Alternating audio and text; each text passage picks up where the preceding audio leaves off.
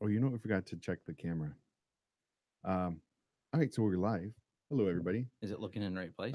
We need to turn it this way a little bit, Okay. or slide it Probably over. slide it way over. Yeah, Please yeah, note that's the much better. fingerprints on the TV are because we put all the new wiring back here.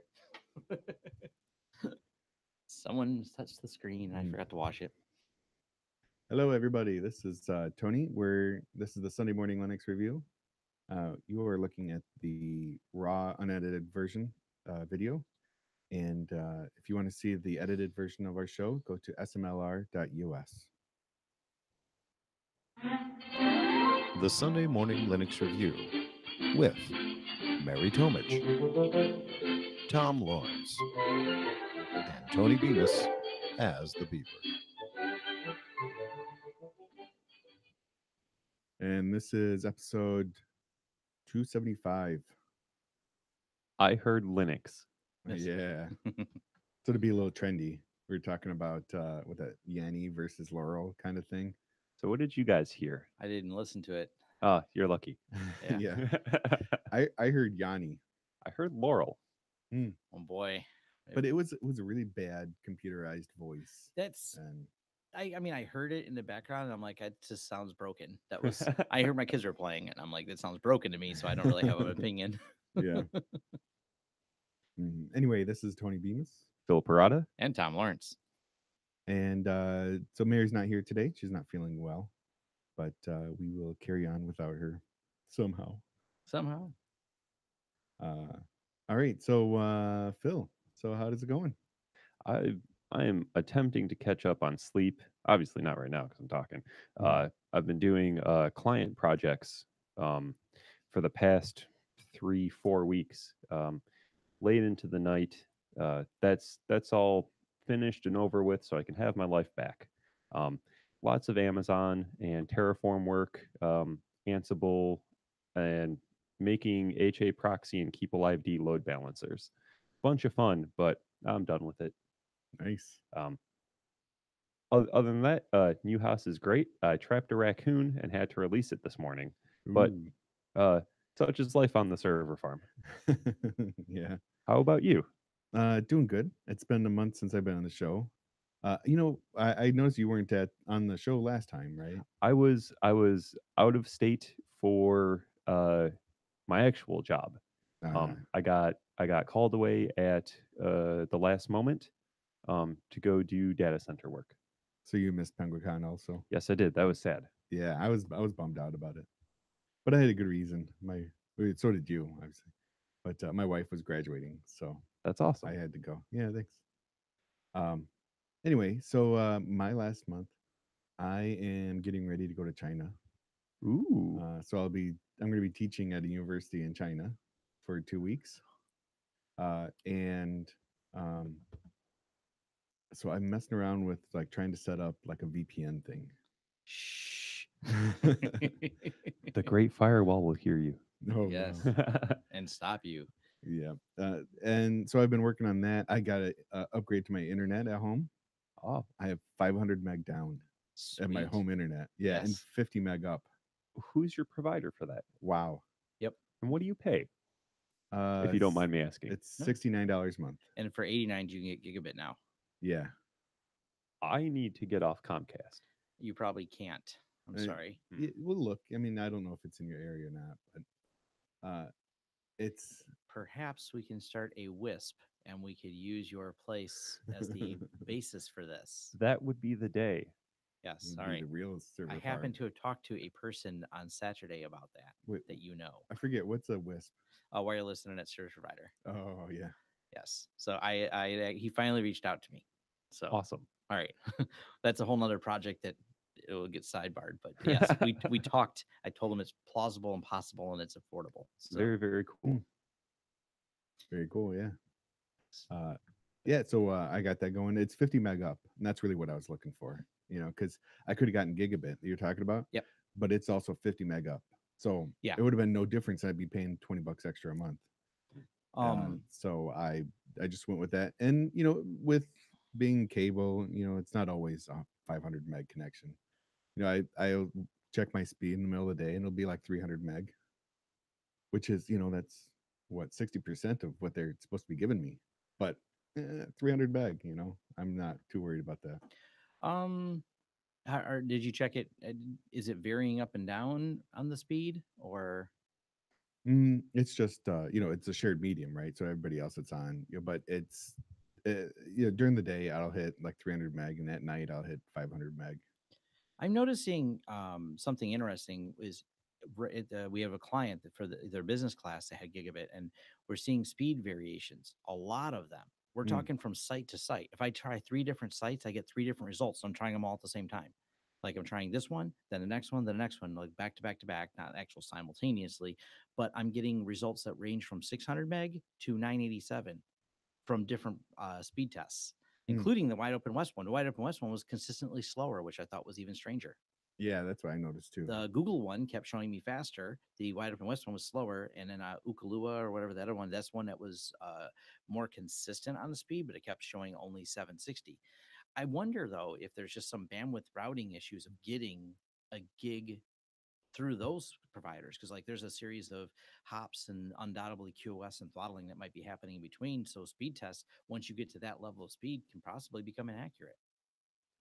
Yeah. The internet's fast though, I won't lie. Like I downloaded stuff and I got it really quick. So I was overall I was happy with the performance, but yeah. I remember my days of working in the data center. I used to open up Steam and download as many games as I could, and they would finish before I could right click the next game and download it. Yeah. And that was a thing of beauty. Yes. Yeah. My first experience was with a T1. That was so awesome. My first because we all had dial up, and then same thing. I had access to T1 when we got that. Because first we had a fractional T1, then we got a full T1, and it was like amazing. This was like 1999, but Yeah. Well, when you go from you from what 33K 33K. or 36.3, whatever it is, and then to 1.5. I know it was just night and day. We had Yeah. 56K internet until April of 2006, when I finally convinced my parents that, hey, we need to get something that's not 3 kilobytes a second on a good day. Yeah. Mm-hmm. Yeah, I think that's about that same time as when I got my first DSL connection, and yeah, it's I never imagined then that I was going to be having like 500 meg in my house. Yeah. Crazy. Yeah, it's such a difference. Yeah. I went to B-Sides Detroit this week. Oh I yeah, see yeah. that new shirt. This is Yep. actually the shirt from 2 years ago. Ah. The new one is actually probably still in my trunk. Forgot to get it out. But it was fun. I went to Converge and B-Sides, so it's technically two different conferences, but they kind of like meld together. It's Yeah. all at the same place, and I saw Mike there. Yep, you seen Mike? Did you watch Johnny Christmas presentation? I don't think so. He actually had a really good presentation because he was the keynote at Penguin Con, and bad timing on Tom's part not to schedule events so I could attend B-Sides. But Johnny Christmas is famous first for the the TSA key. Remember when the TSA said, "We have a universal key. Here's a picture of it that'll open all the locks on all the suitcases." And everyone says, "Hey, do you know what you can do with that?" And Johnny Christmas used to make keys that were copies of them. That's how he got. That was one of his claims to fame. He's actually a really nice guy and a really great speaker and hacker. Super nice guy. But he was keynoting there as well. Oh, I did. I think I did see it. He was the keynote for B-Sides, if I remember right. Yeah, he keynoted Yeah. for B-Sides. Yeah, I did see him talking. Yeah. Yeah, that was pretty good. How to hack a company.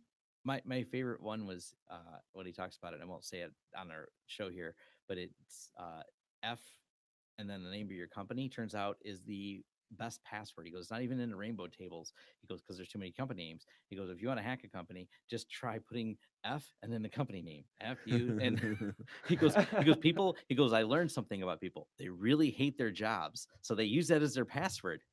Sometimes it's F this company, and he goes, then company name. So he had a whole list of examples, and he says, these have now become the more popular passwords. That's amazing. That's what he said. He goes, I didn't realize people hated their jobs that much because I like what I do. I'd never make that my password. It was a good presentation on kind of that overview of social engineering your way into companies. And He also talked about the pain in the butt that two-factor is. He goes, honestly, he goes, a lot of hackers, you see two-factor, they just move on to the next client that doesn't have it. He goes, it's honestly, he goes, that's kind of the trend in the market going on. Two-factor, it's really hard to get around. We have to really, really want you to even attempt that. So usually it just gets skipped. Like, oh, we found two-factor. I really like when applications walk you through setting up two-factor as soon as you sign up. I think that's a nice um, ease of life or usability feature that can be built in and just increases security for a user. Yes. And as long as they're using TOTP, I yelled at the people from a certain company when I was at the build conference because I said, what were you guys thinking of implementing your own? And they've now abandoned a project. And I'm like, I don't know that I had any influence on it, but I hope like someone, like they wanted to come up with their own two-factor with a separate app. And I'm like, I don't want to load another app. TOTP is a standardized protocol.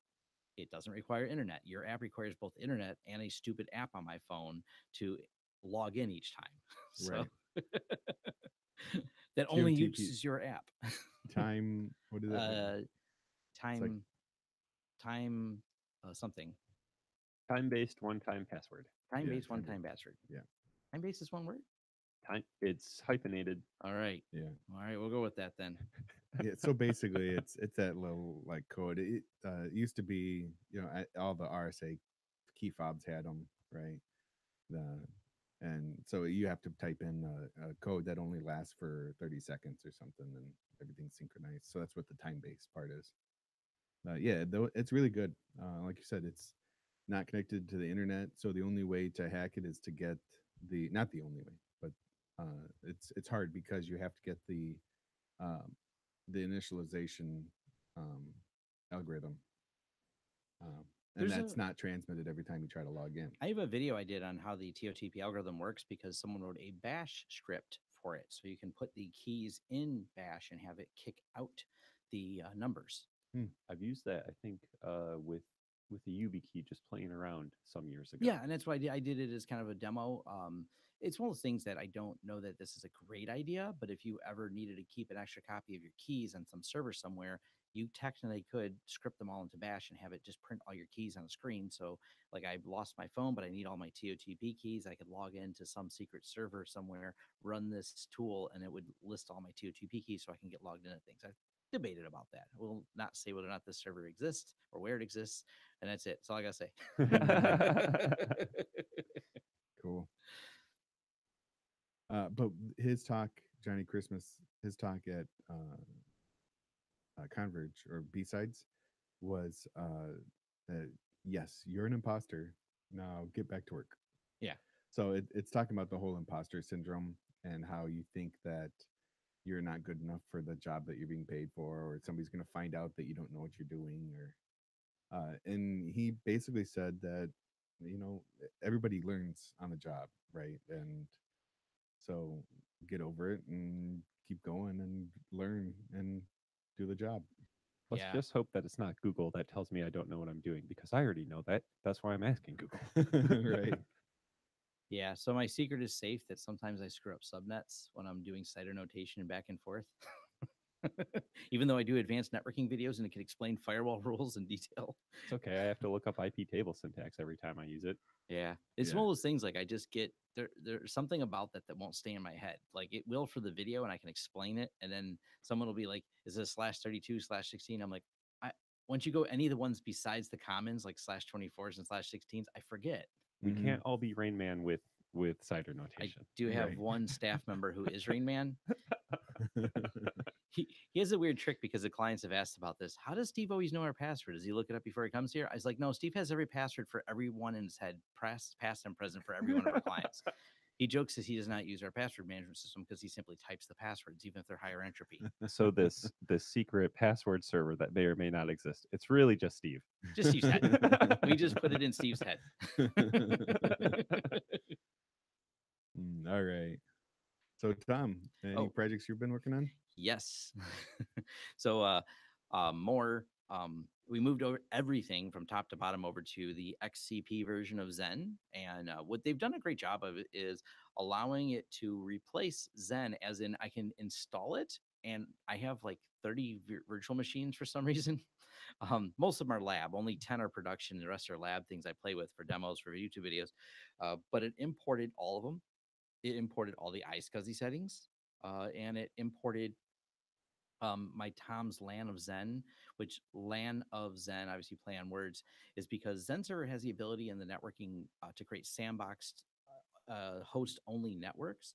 So that's a feature that's built into Zen server. Citrix supported it, but the turns out the XCP people don't officially support it, but it imported fine. So I talked to them about it, and they're adding this support for creating them. You can use the ones that were imported from Citrix, but you can't create them from their tool, but you can create them from the command line. What those are is my ability to take a server and I sandbox, for example, a Windows server for a VPN video I did. And what I want is absolutely no network devices other than the Windows box so I can watch the noise created by Windows. Because something interesting I didn't know about Windows, but became an interesting side project to this is the way Windows contacts the servers and how hard they are to block. It phones home a lot, all by IP, not DNS. So even if you run tools like PIA VPN on it, which wrap all the network traffic, it bypasses PIA VPN to go out because it doesn't care what you do to the network interface. The stack in the kernel goes out to hard-coded lists of IP addresses to phone home. But having those lockdown networks so you can see exactly what it's doing is great. That way you never have to worry about anything on the line causing network noise. But other than that, just the usual more YouTube videos, a lot more in-depth PF Sense videos and getting started, because firewalls are important. Right. I think that's it for project wise. Playing with some of the Unify stuff. We've been just buried in actual physical infrastructure projects lately, which is good because they pay the bills. So I can make more YouTube videos. I have this joy in making YouTube videos. I keep suggesting people. We're debating about like finding a channel sponsor. Because reality is when you look at it, sometimes it's kind of sad that like I'm like, oh cool, this video is cool and it's got thousands of views, and I'm like, oh wait, I make $23 off that video. That's it. It just doesn't pay much. You can't get paid off YouTube until you get into the millions of views. Right. When you have like 100,000 people watch a video, you make like $30. And I spent 3 hours making the video, and it's an hour-long video. And Speaking of making videos, Tom helped me out over the weekend with some Caden Live tips and tricks. And oh yeah, I was trying to put together a couple different video clips and do some splicing in iMovie on my wife's laptop, and that was a nightmare. 300 megs of initial import file kicked out a 9 gig export, oh Jeez. and Caden Live did the exact same thing, not only quicker, but it was a pleasure to use, and it gave me a small file like I had expected. Wow. yeah. So Caden Live is definitely. I need to do some more videos on that. I did that talk at Penguin Con, so I forgot about that. So at Penguin Con, we haven't. We talked a little bit about Penguin Con at Penguin Con. Me and Mary did, but yeah, my talk at Penguin Con was about open source video editing. So, and someone had a stupid point, but they're right. Is they were upset because I showed how to do a multiple camera edit. That was my demo, and someone's like, "Well, you can't put a border around it." And I'm like, "I guess you can't." And they're like, "Well, even Microsoft Movie Editor has a border around it." And I'm like, which is interesting that they don't have that option in Caden Live, but we know what they do have: the ability to do object motion tracking and everything else, and all kinds of advanced features. But they do lack the ability just to click a border around a thing. Maybe next year we'll be able to have the Year of the Linux desktop, but until then, sorry.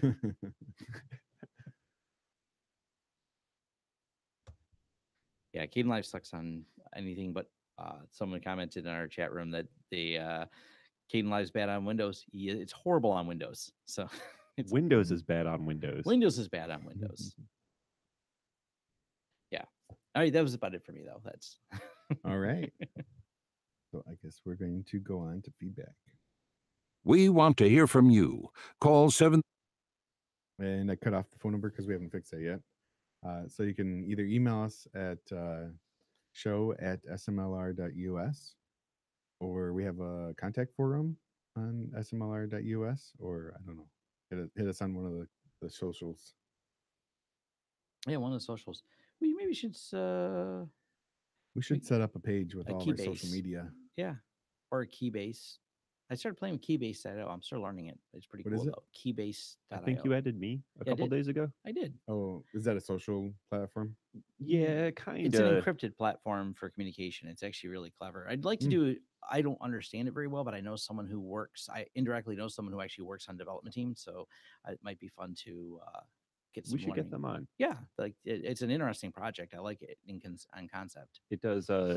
You can put up your GPG or PGP key, Yeah. and then others can find you, and you can send encrypted messages back and forth through their web application or their command line tool or their phone thing.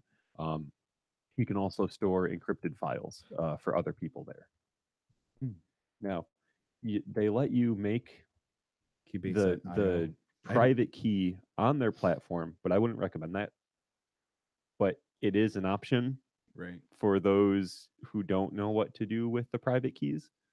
But it's kind of cool. Yeah, that is interesting. I remember hearing about it, but I hadn't.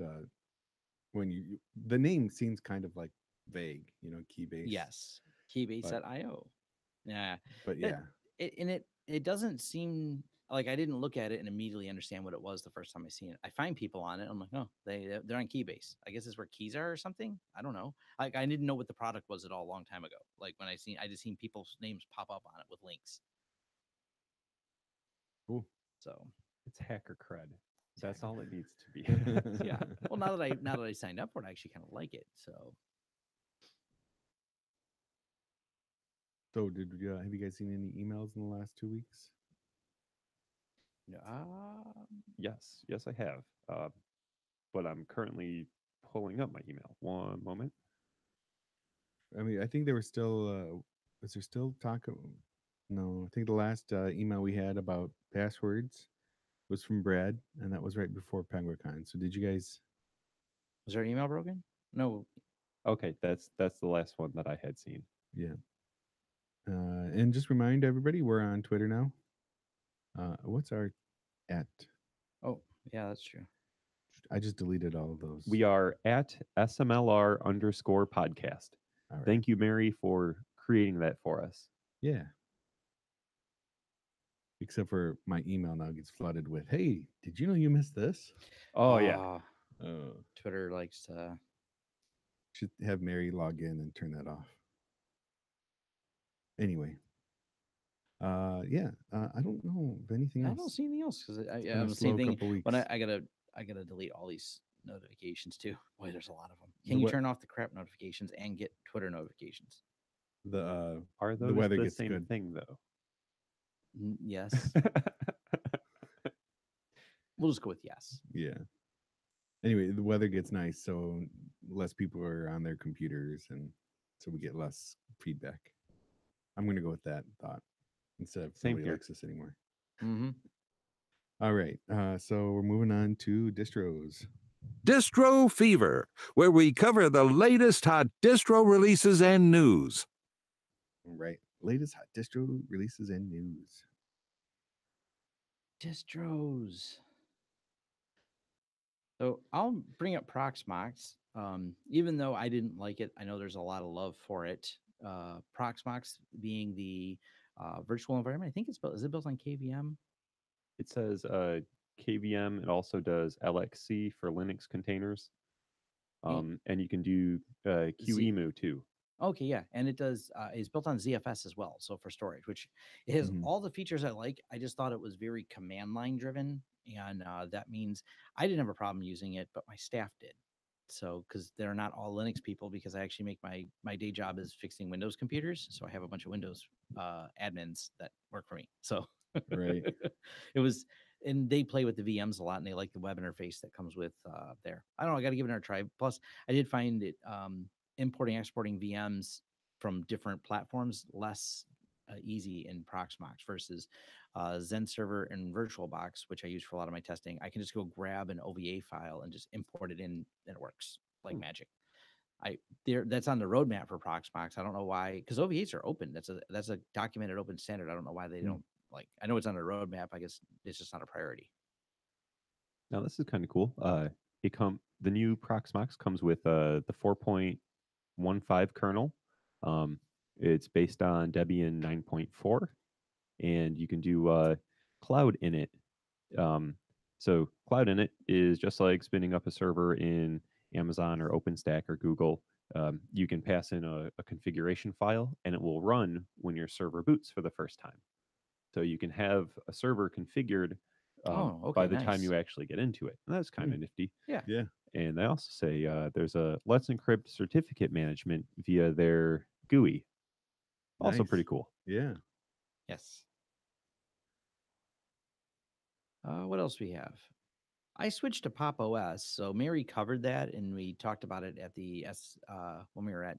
We did it on. Me and Mary talked about Pop when we were on SMLR for PenguinCon, and so I took a look at it and ended up formatting my laptop and saying, "Okay, I'm going to really try it." And I formatted my desktop about a few days later because I liked it that much. So Mm. it's not in our release list, but in terms of distro news, I did swap my distro, which is rare. I'm not a distro hopper. I don't switch a lot. You were telling me about some nifty keyboard shortcuts and changes Yes. to the windowing system Yes. that you thought were nice. Yeah, what Pop OS did was they this is what makes them a little bit different is they went and just polished things up a little bit because that's something Linux sometimes lacks. And we're command line people who, as with most of the Linux spaces, so we don't think of as much about the UI experience.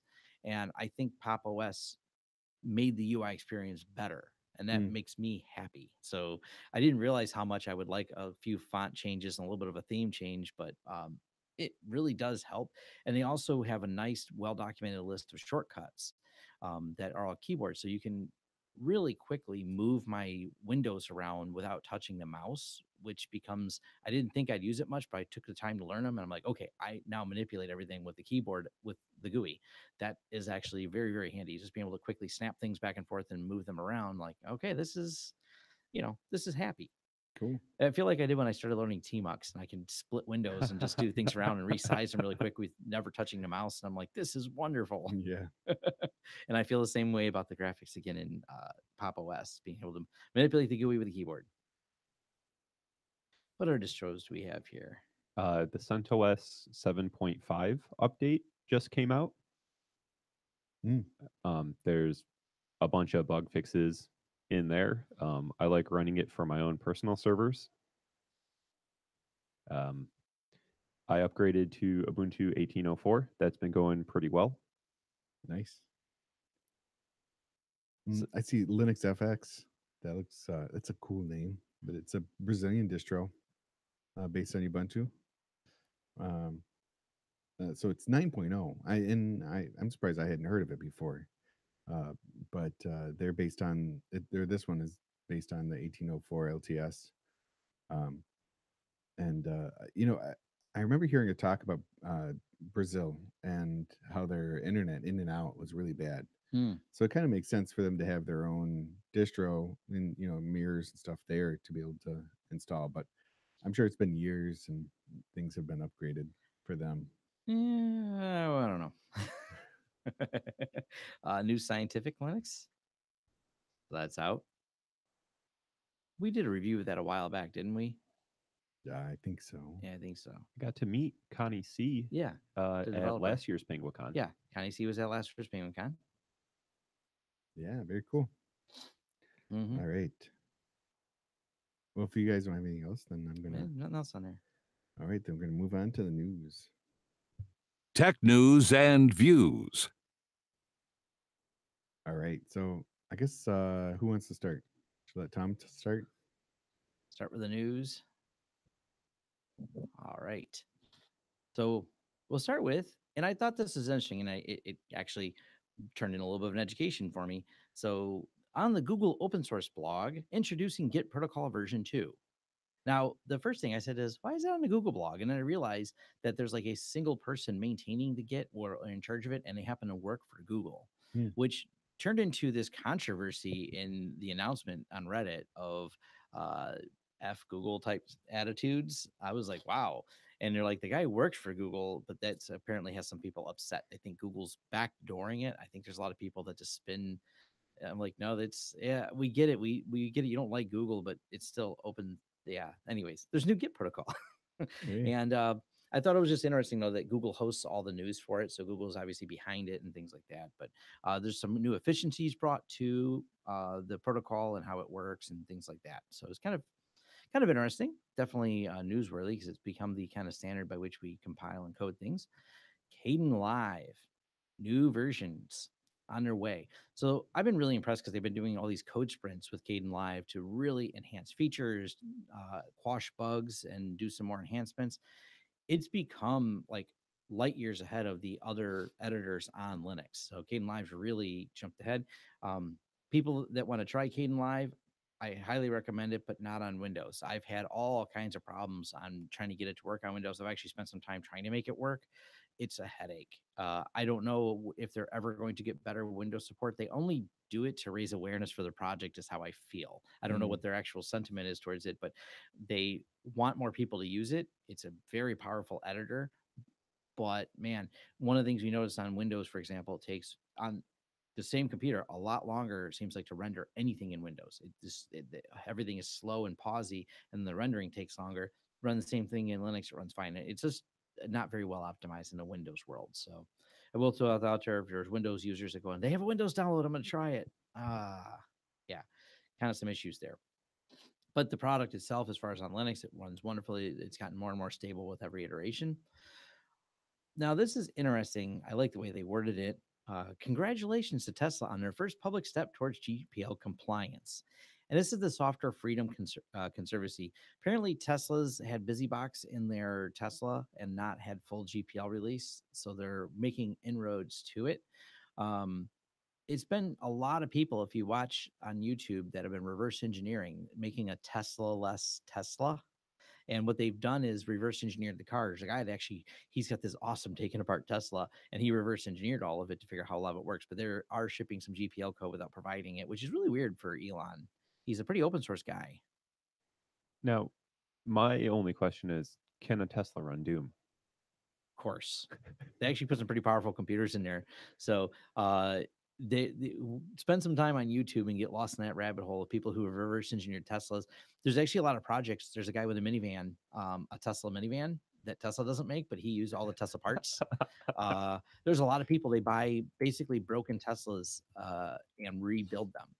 Ones that were caught in floods, for example, they got a bunch of them from Texas from that flood, from the hurricane, and they rebuilt them. So there's a lot there, and Elon's pretty open about how a lot of it works. And there's a lot of reverse engineering, but they're still not GPL compliant, but they're getting there. Also, the Software Freedom Conservancy, these are people who spend a lot of time fighting for open rights and copyleft compliance. I believe they're a nonprofit that needs donations to run on, because these are lawyers that take the time to understand both law and software and then enforce it. Because as much as we tag things with a license, the bigger thought is, who enforces that? I'm going to think how hard it is that if I violate GPL 1, to figure out that I'm violating it 2, to prosecute me in it. Because it's not like there's a government body doing it. It takes a lawyer to bring forth action to be processed by the government. So consider donating to the Software Conservancy. Oh, speaking of that, the Linux Foundation has a community data license agreement checking tool. It helps a developer go through the list of software in their project and determine how exactly they can use software. I thought that was pretty cool. Yes. Yeah, that is cool. Yeah, there's definitely some cool stuff there. Now, the Germany is leading in this. This is pretty cool, and we've been talking a little bit about this here. But it's open source's big win. Germany, 300,000 users shifting to Nextcloud for file sharing. This comes into a little bit of the talk that me and Phil, and we've joined in offline about our day jobs, and putting everything in the cloud becomes this, expensive thing, and then trusting the companies that you host it, and all the concerns that come with it. And this is playing out on a global scale with them going, well, all these big American companies like Dropbox and Microsoft want all our files and hold all of our data. And with GDPR and all that, self-hosting or spinning up servers that you are in top to bottom control of with Nextcloud is got Germany is leading this and going, hey, let's look at Nextcloud. Let's host it ourselves. We can keep it all here and not some Microsoft moving a data center within our borders and saying, oh, sure, it's compliant with everything. And, so it's kind of interesting to see this move that more companies are making to put everything inside of, open source where you can view it, where you can understand where your data is, and you can be in control of it. And Nextcloud is a great product. I think all of us have tried it at some level. I think, are you still running a Nextcloud server, Tony? I am. I Yeah. love it. Yeah, it's a great product. I want to move back to it. I've gotten myself a little bit in the independency of Google Docs because it works so damn well on the phone, and that's how we use it a lot. So, but I want to. We were just talking about that too. Want to move things back over to like Nextcloud. They've done such a great job and great product. But we're seeing a lot more movement over there. Hmm. Someone did a nice write up, and now I am trying to get better at GitHub myself. I'm a horrible bug reporter. I get to be friends with developers and I do things like message them on Twitter. Hey, could you add this feature? And they're like, hey, could you post it on GitHub? And I'm like, that's a great idea. I have a GitHub and I should use it. And it was funny because that was the back and forth. I recently have another developer. They added the feature and then said, but could you post that at GitHub, Tom? And we don't want to post on your behalf. I'm like, I know, I'm being lazy though. So I've been in my efforts to learn GitHub, and I've gotten much better at it over the last few months. Someone wrote a nice guide to branching on GitHub, and I just wanted to share it because it was helpful to me to understand from the command line how branching works and how to do it. And they've got a whole step-by-step tutorial on this.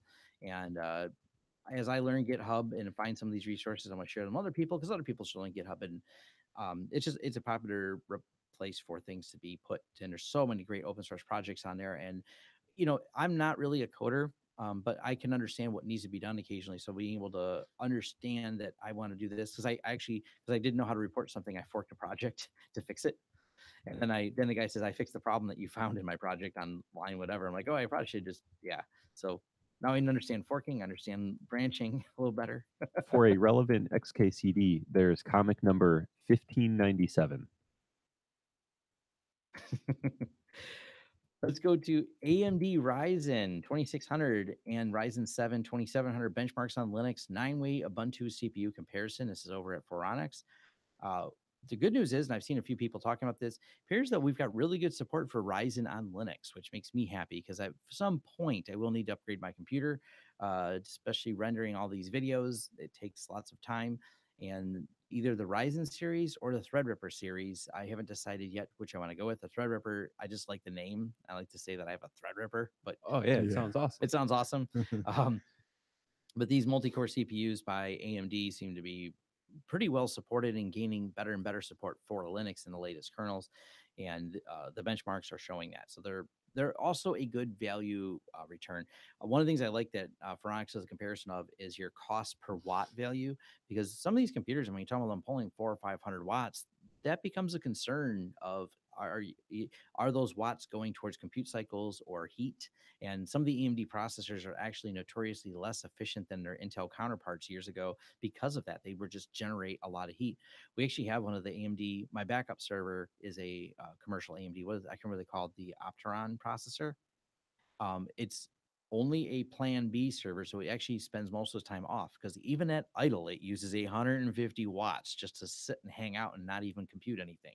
Wow. It just is like a blow dryer blowing out of the back of that server case. So that's why it's the backup server. I happen to have it because it's retired, but it's good enough to run our stuff if everything goes wrong with our main server. Have you heard anything about the AMD EPYC processors? Yes. I want to spin up a server that uses these, just so I can play with it. I believe Level 1, the Level 1 tech group has done some testing with one of them. So if I find the link, I'll share it with you because All right. I'm interested in them as well. And it kind of goes all hand in hand with because they all run on the same line of lineage, the Ryzen and EPYC. They're all very tied together with the cores. So I believe the support is there. They have some specialized tiered memory support that's supposed to be really, really good. So they've definitely got some enhancements and the kernel. They're working quickly with it because one thing my understanding is with the EPYC and Threadripper is they're offering much better, not just cost performance, but back to that wattage performance. So data centers are looking heavy at them. So there's a lot of Linux demand for it. So that's pretty exciting. Malware in a snap. So most specifically, your snap package. Now, we've mentioned this before, and this is obviously a major attack vector, which we refer to as a pipeline attack. You attack at the source, you attack at the compilation of it. Now, people were up in arms about this, and I granted it is something big concern, but good news is there's people that care about this, and it was found. This package was not audited for a couple of reasons. And how did it get passed? Of course, we got to do the breakdown of this. This malware was found in as a crypto miner, but this was marked as proprietary software wrapped in a snap. So it was an odd package that not many people installed, and Snap doesn't have public facing numbers, so we don't know how many people ever did install this. But what they did was they incorporated in there. But because it was also marked under a proprietary license, there was no chance for a code review or audit. So this goes back to, if you're going to pull things from these repositories, pull open source things, because then you can do a binary comparison and make sure that, with like the reproducible binaries project, you can take the source and confirm that it matches the destination here of what it looks like compiled, and do a checksum, and there's auditing can be done. My understanding was this was something marked as a proprietary package that someone had created. So I wonder if it was more of a proof of concept for them to try to get something into the pipeline, because once a developer is discovered, they don't get to be on the developer contribution list anymore, I'm sure. So Right. The init script that was bundled with the snap package had an email that was my first Ferrari at protonmail.com. yeah. I guess that's one way of doing it. Yeah. So they were trying to see if they could get their first Ferrari by using a crypto miner and installing it on a bunch of people's computer. I don't think they got the Ferrari. I don't know for sure though. I don't know how many people installed it, but I thought it was interesting nonetheless. Now, the last thing I'm going to cover here before I toss it over to you guys is packets over LAN are all it takes to trigger some serious rowhammer bit flips. Now, granted, it does seem to, I like the pictures of a 10 gigabit card in the link that I have, but these are the modified vector of attack. So we have rowhammer, which is exploits execute card target on machines by row hammering the CAS and CAS RAS. The CAS is the column address strobing and row address strobing. The row address strobing is the way that RAM gets refreshed, and they hammer at it to determine which bits are flipped which way to kind of create an image of what's in the memory, so it becomes an attack vector. Well, you can throw packets over a network and do this now. Someone's working on more attack vectors for this, and I know there was another one, not really not in this article, but someone found ways to do this on some of the Android by using some of the video RAM to try and figure out that, because GPUs will do it even faster than a CPU. So these attack vectors at the hardware level are getting scary. If you want to read about some of the earlier techniques that have been covered in this, Flip Feng Shui, which I just love the name, was the original paper written about it. So Yeah, that came out within the last year. yeah. Now there's another one that came out right after Throwhammer. Throwhammer, I think, was about a week and a half ago, and within the last week there's NetHammer. It's similar to Throwhammer, and this one was found by the team that found Spectre and Meltdown. There's 3 cache bypass techniques. The first one, it's a kernel driver that flushes and reloads an address whenever a packet is received. If you have an Intel Xeon CPU that uses Intel CAT for fast cache eviction, or an uncached memory on an ARM-based mobile device. So if you have any of those scenarios, then you are vulnerable to NetHammer. In the setup from this paper that I read, the researchers were able to induce a bit flip every 350 milliseconds just by sending UDP packets to the target system. This attack doesn't require any code on the target. All you have to do is send packets over the network. Wow. That's crazy. That is nuts. Question, Phil. In your news, I didn't look at your news notes. Do you happen to have that the Red Hat DHCP attack? I do not know. What's that one? Oh, you're not familiar with that. So apparently, there's DHCP will execute code is essentially what it is. So if you have a DHCP server, No. you can malform things, and Red Hat boxes, exclusively Red Hat, they implemented something wrong. They will apparently grab that and execute it. So it's kind of like a coffee house attack because you'd be taking your Red Hat based distro to a coffee house and their DHCP server. So it's less of an internet attack, more of a local attack, but still a scary attack. So did that get through Fedora? Yeah, And I wonder if this got into CentOS. I believe. Wait, explain that again. The client attacks the No, DHCP server. No, the DHCP server hands out malformed packets that the client then executes. Oh, With root privileges. Yes. jeez. Yeah. Yeah, that's the part that really matters. You aren't just executing in user land. You've moved into root because that's the DHCP server. It needs to control the Right. IP address of your computer, so it has to have some privilege. Thankfully, that's fixed. I just looked at the Red Hat security page for this. It had a CVE 2018-1111. Mm. Yeah, that definitely a problem. That was probably a 10 out of 10. There's and there's other issues with DNS and Or and what DHCP. or DHCP can Yeah. do. Have you seen the auto proxy stuff? Oh, or not- yeah. It's like when a corporation runs a proxy server, right? And then they can hand out the proxy information via DHCP, and it puts it through a pack file, WPAD pack file. Yep. And that WPAD file is full on JavaScript. It's JavaScript, and the way Windows interprets it, it uses an ancient version of Java VM or whatever Yeah. the interpreter is. To run it, so you can embed in the DHCP. Oh, that's not good. Right. Well, it's not good if you're on Windows. So yeah, it's the auto configuration proxy problems, and these are kind of one-off attacks. But if you're connecting your computer to a public network of some sort, the coffee house attack, you connect to a coffee house. These are all concerns. Most of them are mitigated in Linux. We would not execute that, but yeah, in Windows, it's obviously a huge concern. Right. And in Windows, what the configuration is the auto detect proxy thing. Yeah. You want to turn that off.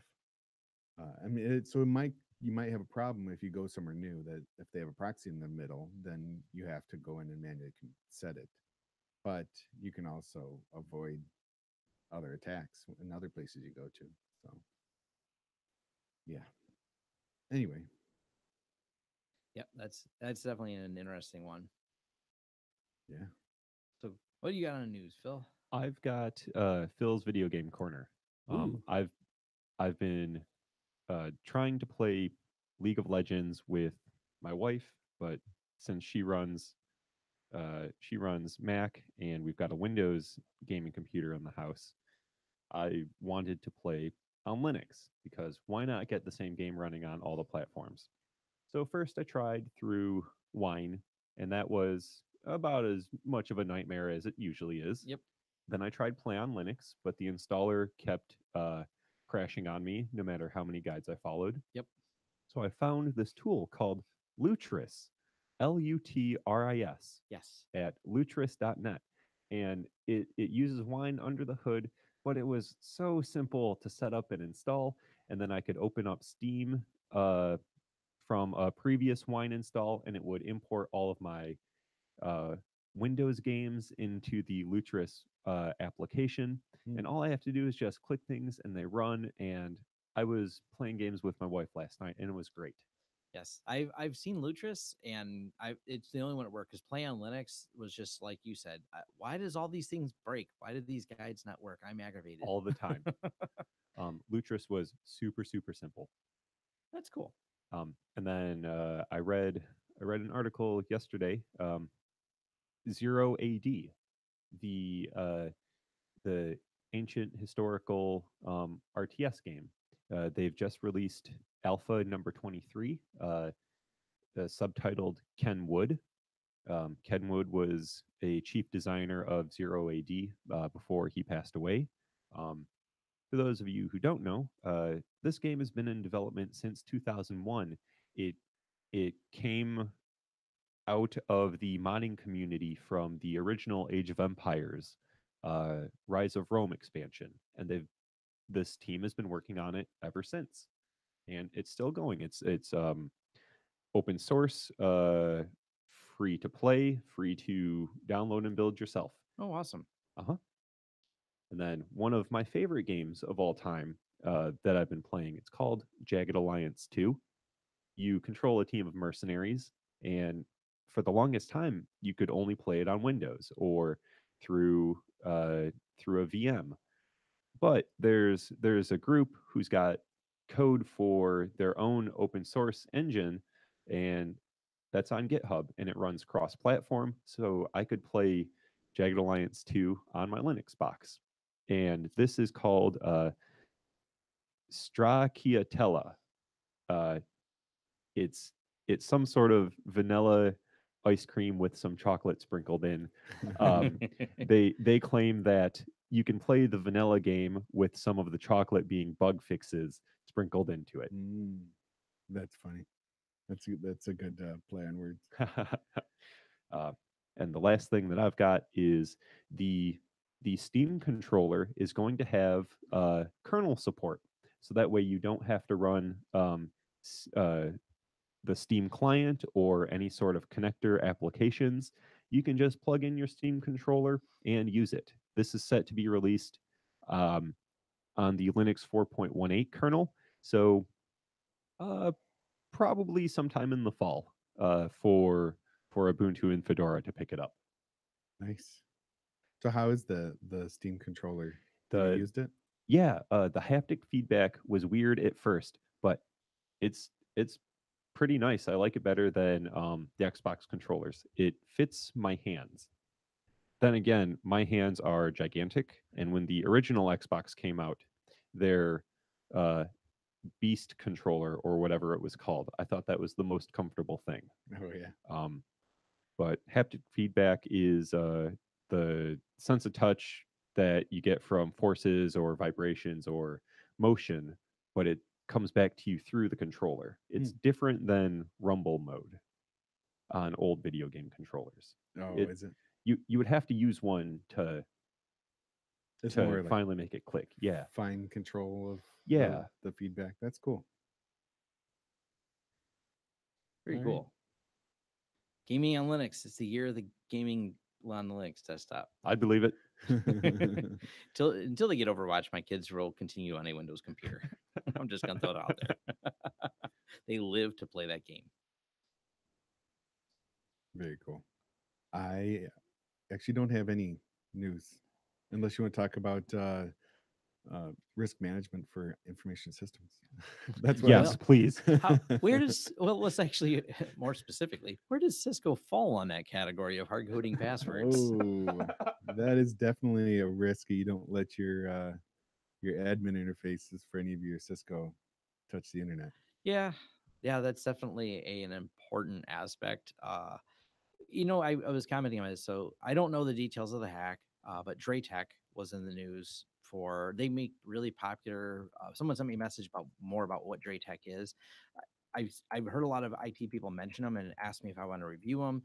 They're a firewall, and apparently their claim to flame is a claim to fame, and now flame is they can boot up in about 8 seconds from time you power on. So they power cycle really, really fast. So they're popular for corporate environments. What is this? They're a firewall company called Draytech, but they apparently had a 0 day, and lots of people were saying now.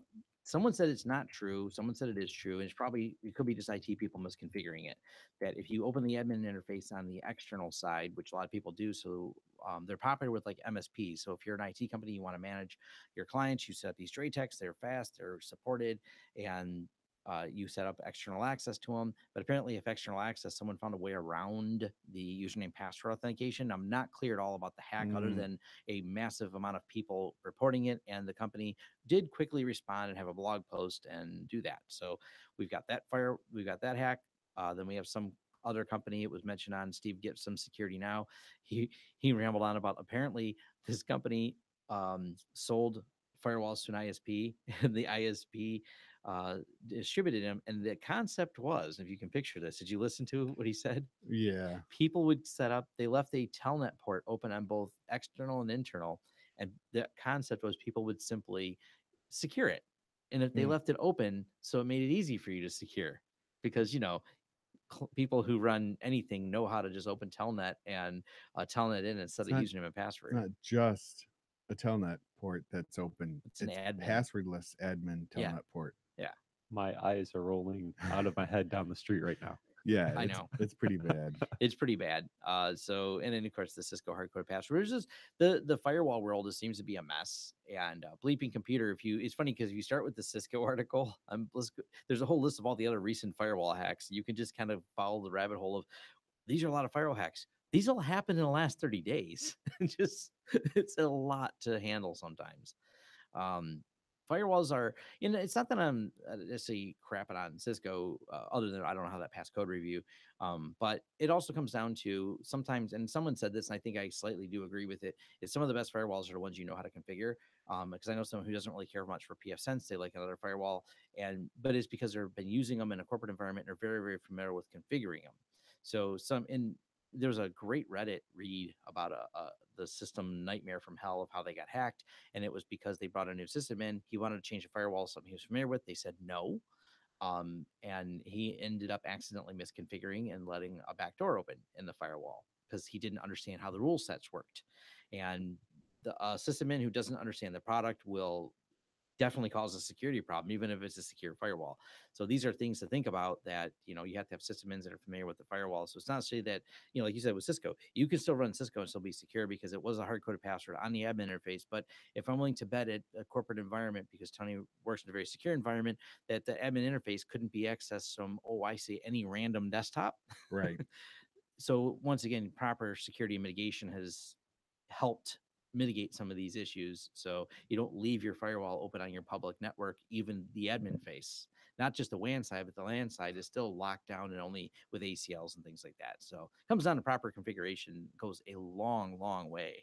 Oh yeah.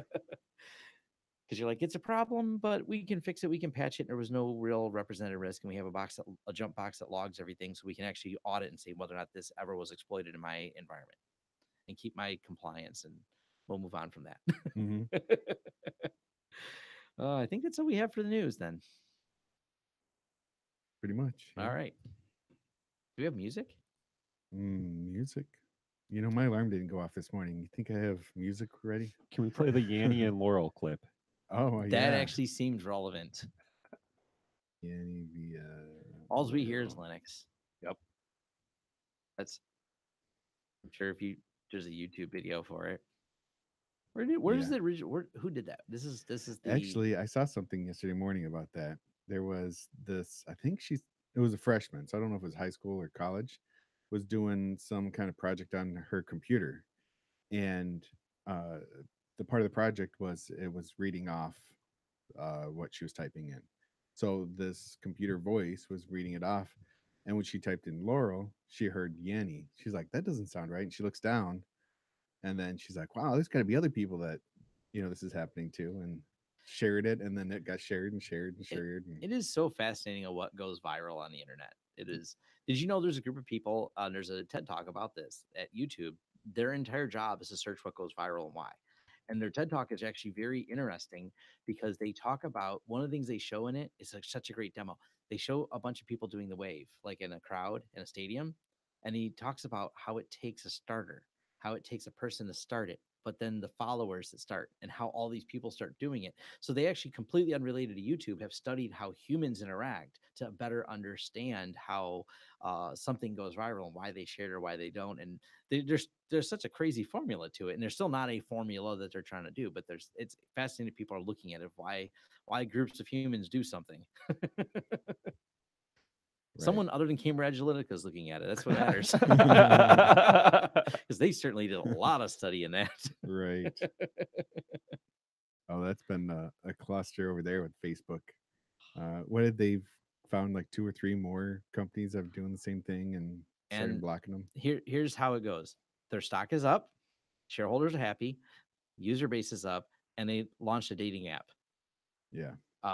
I'm sure there's also some the goldfish time span of human attention has proven to be completely operating fine. Just Exactly. we've already forgotten. That was last week's news. I'm sure some absurd tweet that someone's upset about. There's something else going on, and we have now moved on from, oh, that's okay. They're sliming up all of our data. Yep. All right. So here, let's try this. Turn up volume.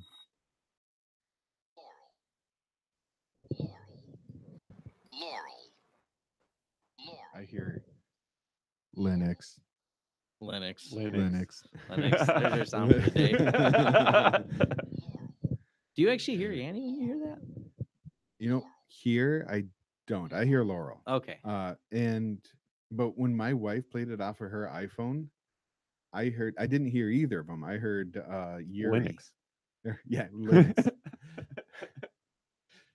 No, but I heard nothing, and not even close, because it was, I don't know if it was the speakers on her phone or what, but I heard a lower quality version. I'm like, what do you kids listen to? And my kids, of course, they apparently fall victim to things that are trending. So yeah. Well, the kids. they're kids. That's like, they're looking for trends. They're finding themselves. They're 11. So that's Right. that happens. All right. So I guess we've come to the end. Yep. And so you've been listening to the Sunday Morning Linux Review. This was episode 275. 275. 275. I heard Linux. I heard Linux. Yep. That's right. This is Tony Bemis. Phil Parada. And Tom Lawrence. You've been listening to the Sunday Morning Linux Review. If you would like more information about this or other shows, go to smlr.us. Feel free to send comments to show@smlr.us or give us a call at 734-258-7009. I'm John Miller. If you don't like it, you can Bite my 8-bit metal ass. That's bite with a Y. All right. So we're going to take a quick break here, and then we're going to do a fresh looks episode. So I'll get some music going for a minute while we take I call it bathroom break. You know what they're calling it at work now? Huh. Or somebody's calling Biological breaks. it a bio break. Bio breaks. Really? I've heard that. It's Yes. strange to me. It is to me too. I've heard it as well. Do me a favor. Start to stop. Start to stop. It comes into the file. Things that some other file. Create the change.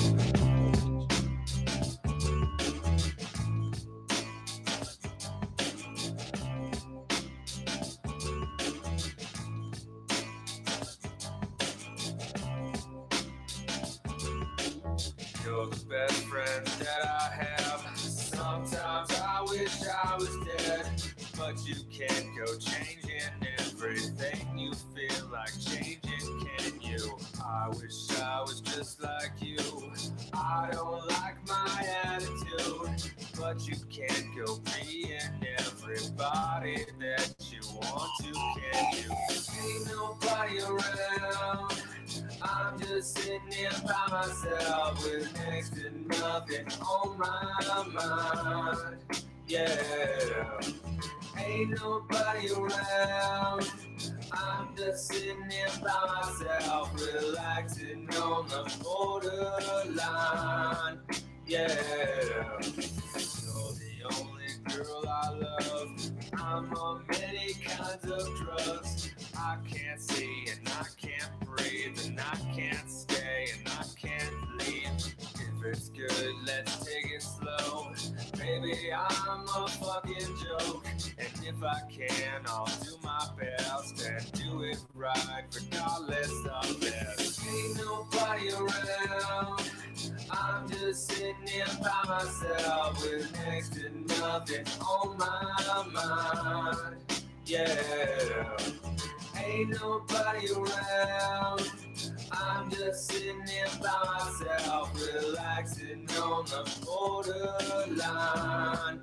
Yeah. Hey, Brad, just got back from the doctor's office, and all the tests came back negative. So I don't know what rash you got, but you didn't get it from me.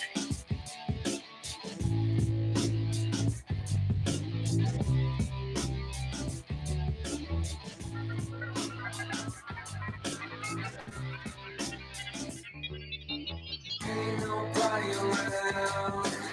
I'm just sitting here by myself with next to nothing on my mind. Yeah, ain't nobody around.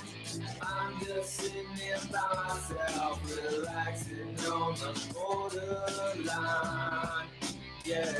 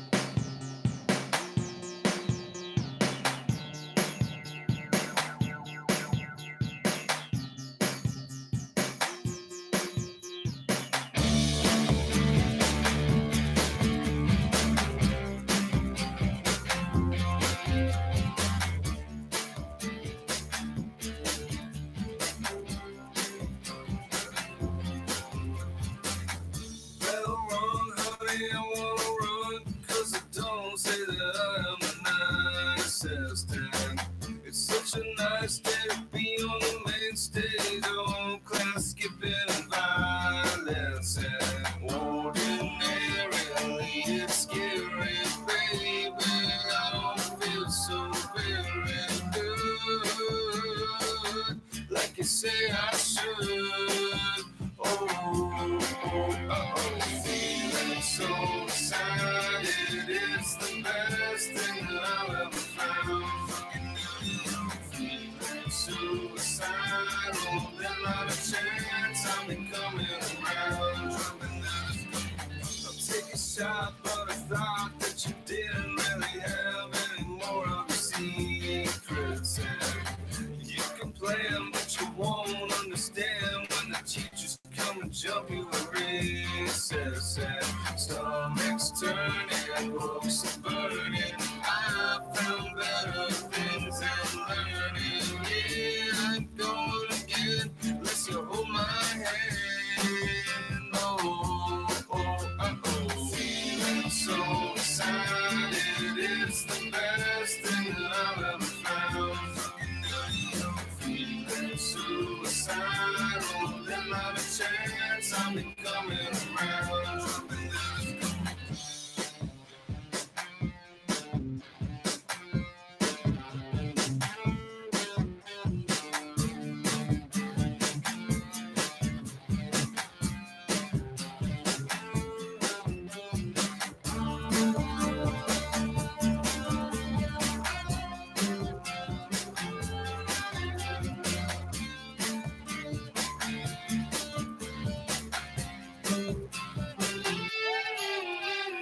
Feeling so excited, it's the best thing that I've ever found.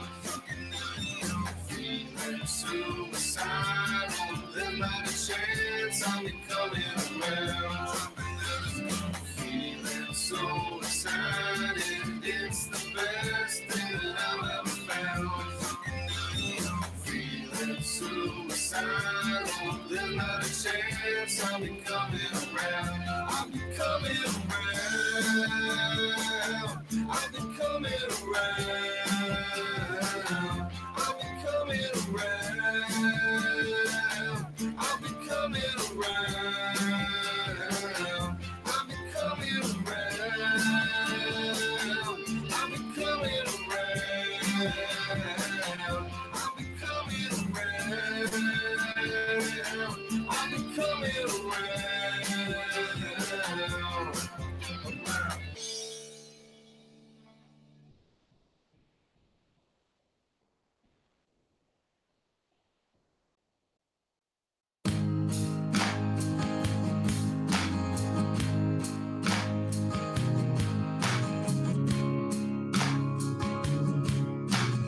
Rebecca told you to stop at the meeting. Stop calling me.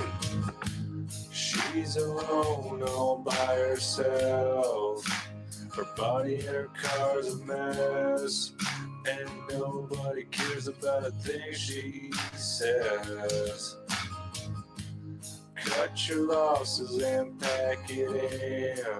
Just taking it for a spin. Just lucky you didn't wind up dead. Playing it safe wasn't good enough. Maybe once you should lose your mind.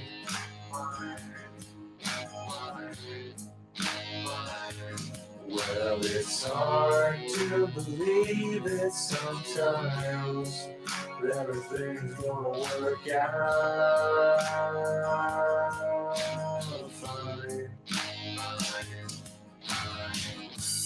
Took the chance and wrote it off, and then he called the cops. I pulled no punches in his statement. It was hard to write it down. She was upside down in a busted car half off the pavement. Playing it safe wasn't good enough. Maybe once you should lose your mind.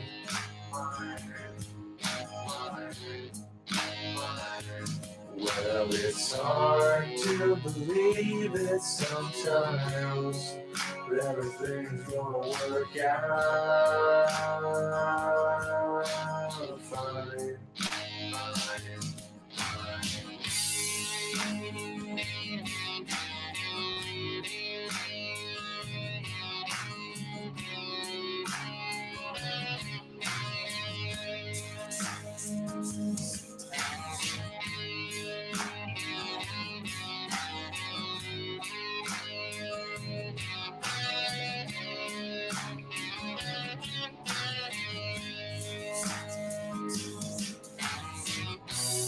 Playing it safe wasn't good enough.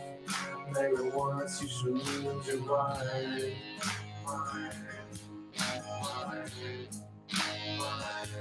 Well, it's hard to believe it sometimes, but everything's gonna work out fine. Talking to strangers and going through changes in your own mind. Talking to strangers and going through changes in your own mind. Talking to strangers and going through changes in your own mind. Talking to strangers and going through changes in your own mind. On my mind.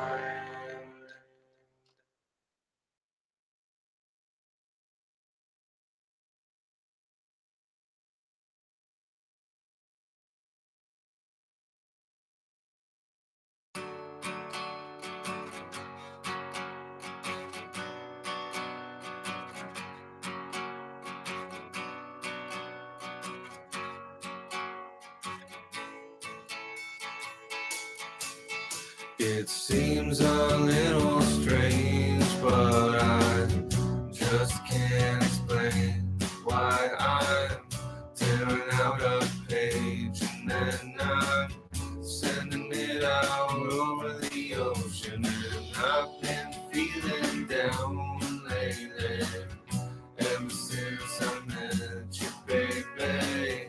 People say I'm acting crazy. They say that I'm over emotional. Yeah, there's something wrong in my mind. Yeah, there's something wrong in my mind. Yeah, there's something wrong.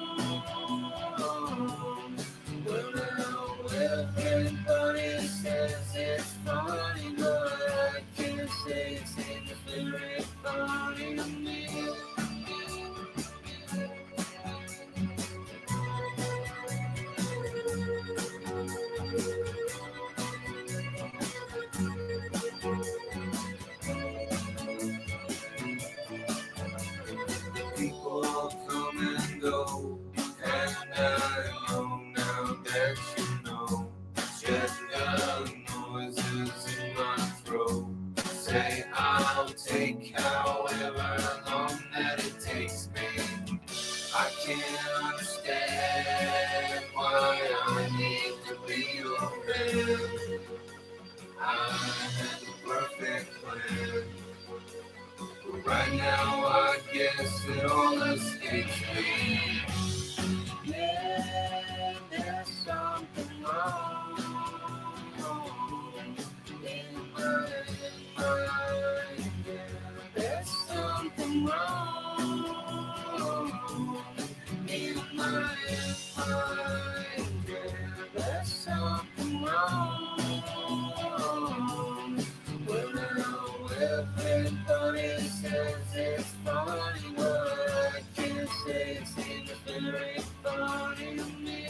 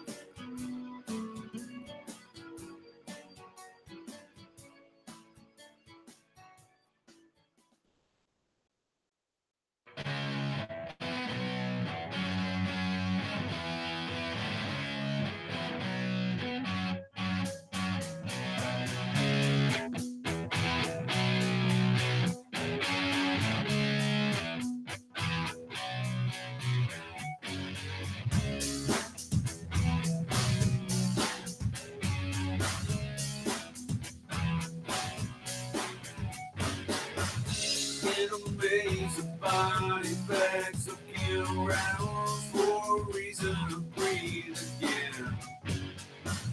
At the time I was fine, I said I don't want to fight it till the morning is here again. Yeah.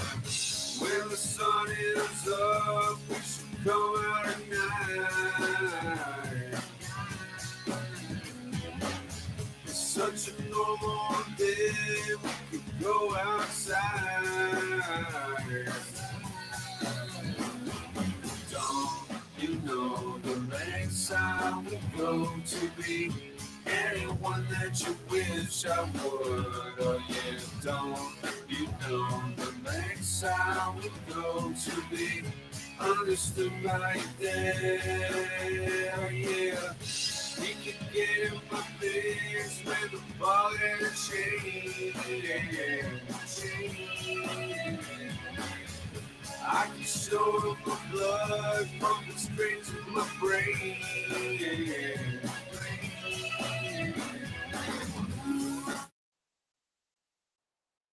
Bringing on the mics. Let's do another audio test.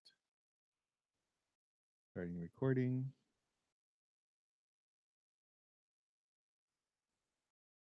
All right. So I can hear myself. Can you guys talk for me, please?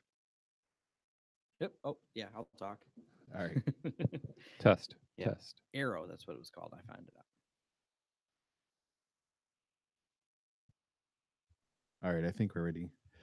So we are going to do our second half of the show. Well, second half of the recording, which is our Fresh Look show. And it will be published next week. All right. Yep. You guys ready? Yep, we're recording. We're recording. Yeah.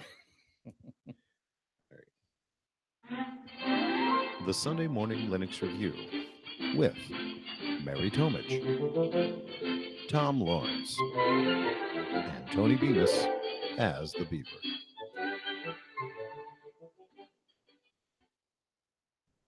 That's right. And this is episode 276. Fresh Looks, Streisand / self-hosted VPNs. Self-hosted VPNs. This is cool. Yeah. So this is Tony Bemis. Phil Parada. And Tom Lawrence. All right. So I came up with the topic today because I've been messing around with different kind of ways to set up VPNs for either for privacy or for whatever you want, and it could be to be able to get back into your home network or like I said, for privacy, getting so people aren't watching everything you're doing. Um, and so one of the things I ran across, and actually our friend of the show, Ken, I believe is his name. I'm blanking right now. I'm sorry about that. He actually told me about it a few weeks ago or a month ago when I was messaging with him. And the system, it's called Streisand, which is pretty cool. Uh, it is, it's really built to be able to be run in the cloud. So, and it has multiple cloud instances or cloud options that it will help you or do the configuration for you. Uh, and that's really what the problem has been, right? For anybody trying to run their own VPN host or VPN server, is they're typically really hard to configure to get working right and flawlessly.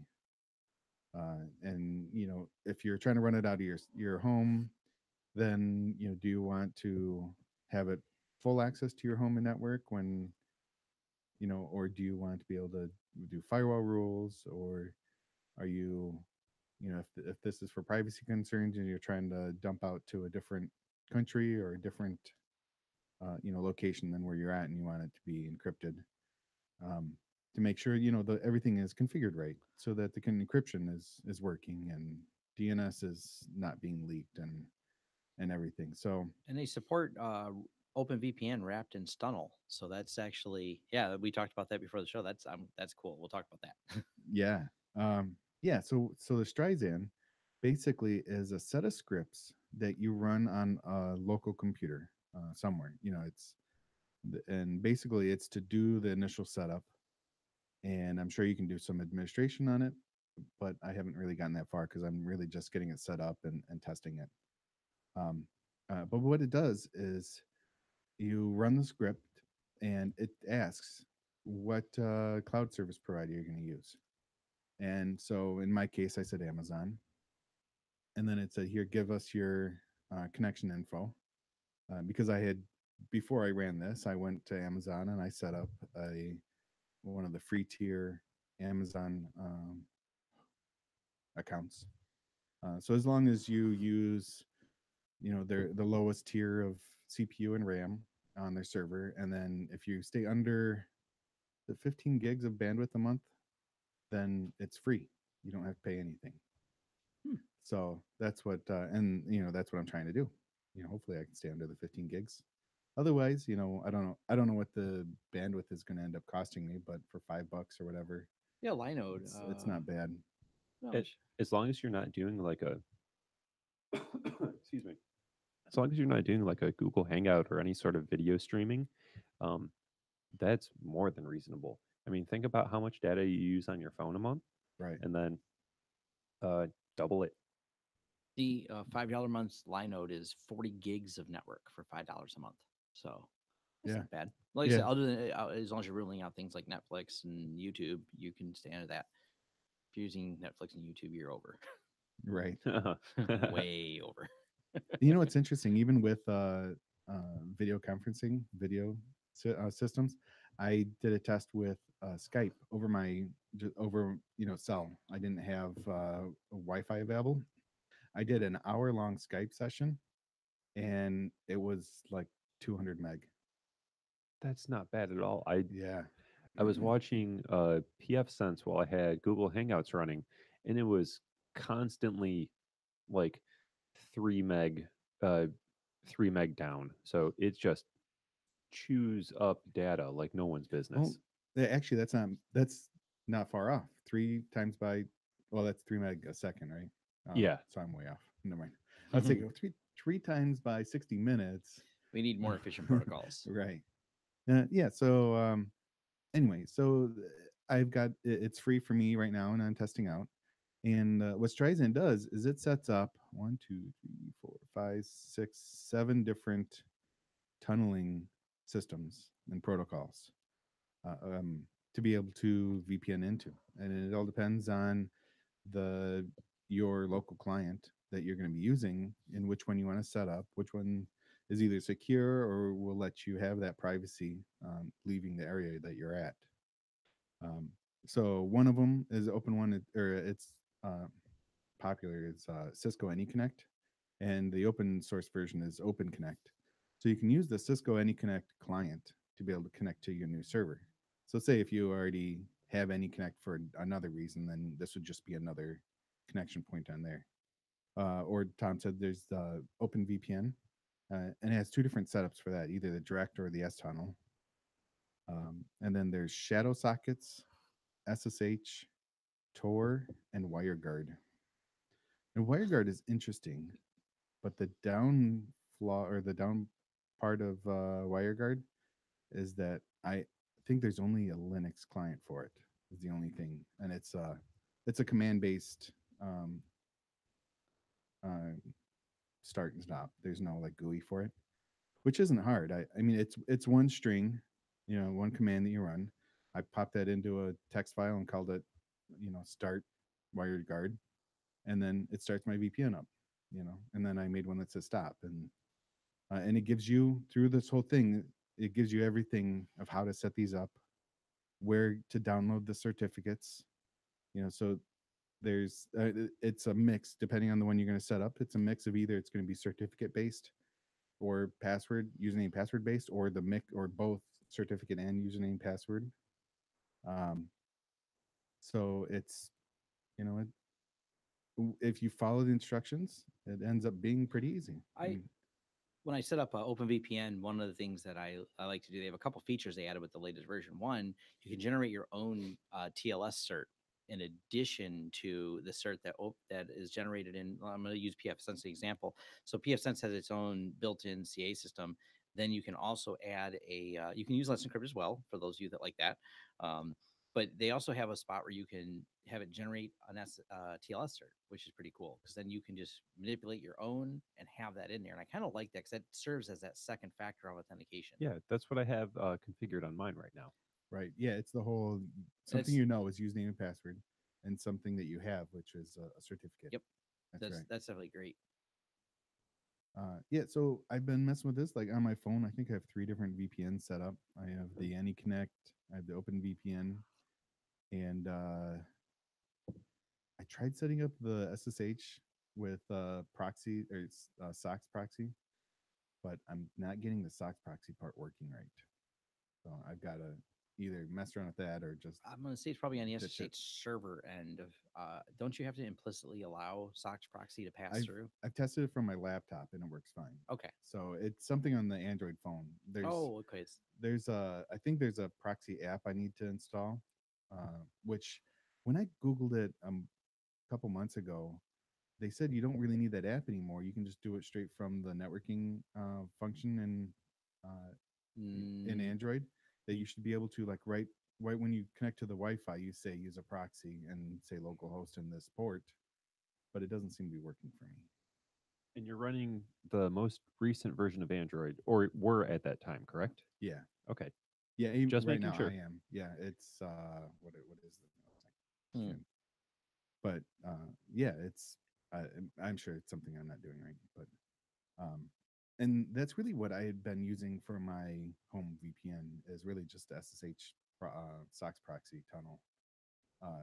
So I wanted to kind of step it up because the problem with SSH SOX proxy is it doesn't do your DNS, and then there's other things that if you don't tell it to proxy through the proxy tunnel, then it's not going to go through that and it still goes out. So I haven't, and I'm sure there's probably an easy way to do it, but I haven't figured out how to make everything I do in command line to go through the tunnel. Or maybe it isn't easy, and that's why I haven't figured it out. But yeah, that's one of the reasons I like OpenVPN because what I have is 2 VPNs, same VPN. One config is for I want everything to wrap through the tunnel, and the other one is only data for that network to wrap through the tunnel because it depends on what I'm doing. Because it goes back to my office, but sometimes I want to be my office's IP because we have client ACL lists that only allow access from our IP. Other times I just need to get to something on the network, but don't want all my traffic being wrapped back because it slows it down to pipe it through there. But the OpenVPN actually I found has made that they've done a good job even on Android because that's how we're getting to our phone system now is we have OpenVPN on our phones, pop it open, then you can be on our network and have our phone access through our free PBX. and the Yeah. latency and everything is actually not bad. I haven't experienced any issues with it. Been kind of shocked. Yeah, it's in. Actually, I just got OpenVPN working on my phone from my home last night. Yeah. Or to my home from from my phone to my home. I just got it working last night. I'm like, sweet. And I'm trying to be, because at work I'm the firewall admin, so now I'm trying to like do all these fancy firewall rules, and I'm getting my head wrapped around the way PFSense does aliases. Okay. So, and that's more I of have a what I'm video used to on is, just an groups alias. and aliases. And, I've got an alias video on PFSense to help people understand it, because a lot of people, but people said it didn't exist in PFSense. Like, oh no, it not only exists, it's actually really cool. yeah, and that's actually more of the standard. When I talk to other firewall systems and Yes. firewall admins, it's you use more aliases and groups. And and the other ones I've used, like corporate firewalls, is you have to have an alias or group. You can't just stick in an IP Yeah, address. I actually that's one thing that kind of annoys me about SonicWall. That's how they do it. You have to create an alias for each thing. The problem I have with it is the way SonicWall implements aliases, at least in some of the older SonicWalls that I've used. They when you're looking at the rule, you can't like figure out the rule. You have to then trace back to another page. So you have to open up like multiple windows to see the aliases. PFSense mitigates that in the most simplest way possible. Hold mouse over Yeah. firewall rule, list all things in rule. Yeah, you just hover over Yeah. the whatever the alias is, and it lists everything that's inside Yeah. it. So when you can view everything in one page, which makes it substantially easier, because obviously as we deal with corporate firewalls, there's a lot of complicated rules. I understand completely the need for aliases. Oh, that was my experience back on old Juniper devices, like SG200s. Oh, that was a nightmare. ASAs do that too. Where I know, well, I have an old version of ASA that we have, but I try to figure out what's in it. You can't. You have to go to another page, say, show Yep. me this group, and then it'll tell you everything. And that's in it. because even getting to that page is multiple clicks, you can't just list all the aliases out. Interesting though, before I get too off topic, I will mention in PFSense, you can pull URLs as an alias, Yeah. which is amazing because that's how you create block lists. Mhm. I can say block everything that you find in this URL, and essentially W gets that URL and creates the alias Yeah. So on a we're schedule. we're getting a little bit off of Yep. the VPN, but I wanted to say one more thing with it, with using URLs. Mhm. If you're using in like a high bandwidth or high usage environment, like I have at my work, you always want to put URLs at the bottom of your rule base, as far down as you can, because the URL, because the firewall still always does everything based on IP addresses. Yeah. Right. So every time, and then in a firewall, it always checks top, rule 1, rule 2, rule 3, and it just goes through the rule base until it finds what is allowed, Mhm. and if it's not allowed, then it drops it. Right. So if you put a DNS name as rule 1, every single packet that comes into that firewall has to hit the DNS, hits that first rule saying, now this IP address you're going to doesn't match this DNS record. It has to do a DNS record or DNS lookup for every Well, single packet that comes through that firewall. Because of the way PFSense work, you're partially right. They do it fast, and they implemented a better engine to do this. And the reason why is because the first rules we have are a series of URLs for countries. If you're outside the US, we have you on a block list. You can't hit my Screen Connect. You can't hit any of that. And we have a reputation list. So those are all my first entries in my firewall rule is you got to get past my block list. But That's coming in. No, I'm talking about going out. oh, okay. For going So outbound. yeah, outbound. And so what you want to do is so it'll do a DNS query every single time. So what you Mhm. want to do is put those at the bottom. That way it'll go through the rule base and all these IPs says no, no, no, no, no, no, no, and it hits the bottom. And even if it takes an extra second to do the DNS queries, if it doesn't match, then it gets dropped anyways. Mm. Right. So I use PF Blocker for that in too. an environment where you have 30,000 computers going through one firewall. Yeah. Yeah, that's a significant amount of traffic. Yeah, a lot of traffic, and to have to do a DNS query for every single packet that comes through that firewall would bring our entire environment to the knees. It's amazing the amounts of engineering that go into something at scale that Yeah. you wouldn't notice just from your house or like your neighbors Yeah. sharing internet even. Yeah, it's crazy. Well, it's one of the reasons for BSD being such a popular base for things. Mhm. The Linux out of the box, your standard Linux kernel doesn't support that many state tables. It just isn't possible to build a large scale Linux firewall. FreeBSD is able to do that, and there is that one, I forget that router OS. It's called but it uses once again a MikroTik. I think MikroTik uses it, but it's a Linux router OS. Hmm. And it's really interesting because it's been massively modified to support that level of scale because it's used in environments. It's just a BIOS. BIOS. It's Yes. just a kernel tweak, right? To allow There's some. more. I was we at the mug when I did my PSS presentation. I wish he would have came up. He's an engineer who's worked on that specific thing and done things at scale and come up. And he's helped engineer. I only met him once at Mug. I've never seen him again. Mystery guy, but he talked about what it's like to run 50 gigabits of data and what you have to do and what the engineering that goes. And he worked for Ford or somewhere, one of the big automotives, I think it was. But it's really interesting because, like you said, at scale, there are challenges that you just do not see. Oh yeah. Yeah, just it's not there. It doesn't exist until you get to, like you said, 30,000 computers in one firewall. You're like, what? Yeah. Anyways, back to Streisand. Have you tried any of the Tor services on it? I have not. That's one thing I haven't gotten around to. So so what's cool is when you get so you run the script, it goes through and it configures the server for you. It took about 10 minutes, and actually I don't know what failed on it, but I actually had to run it 3 times. So then I was worried. Do I have 3 instances of Amazon that's out there that's going to start like billing me? But when I log into my Amazon portal, I don't see anything. Like I see no instances running at all. Are you checking the correct region? Up in the Amazon portal, top right corner, you can switch from the default US West 2 or something like that to somewhere else. That's probably the problem. It turns out that last summer, I submitted a couple of syntax fixes and other stuff to this project. So, hey, cool. Thanks for the commit history, GitHub. Oh, that's it. Now I see. Have you found it? Tony's like, I'm being billed somewhere else. So I'm in the right. You're in the right place. I don't. Is it? It's not EC2 instance, is it? I wonder.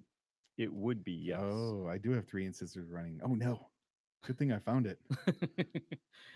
And this week in Linux news, Tony's gonna get 3 bills from Amazon. Finding all those servers. Here we go. Let's kill these other 2. Anyway, so I'll do that after the show. Yeah. So we have. So you run it, and then it says, here's your. Or it can ask if you want to give it a DNS name or if you're just gonna go by IP address.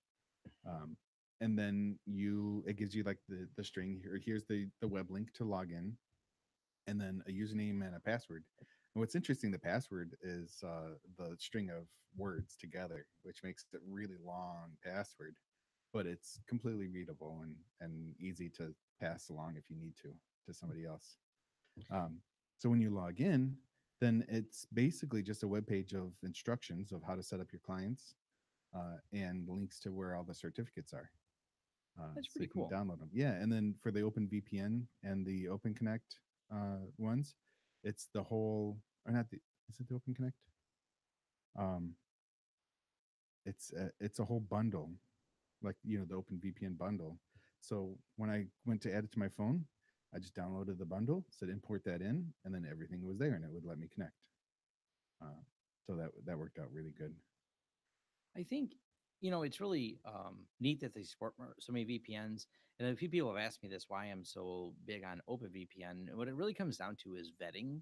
I'm looking at the list. I mean, it's impressive all the different VPNs it supports, but I'm also worried when someone has a new VPN, because this is an excellent point.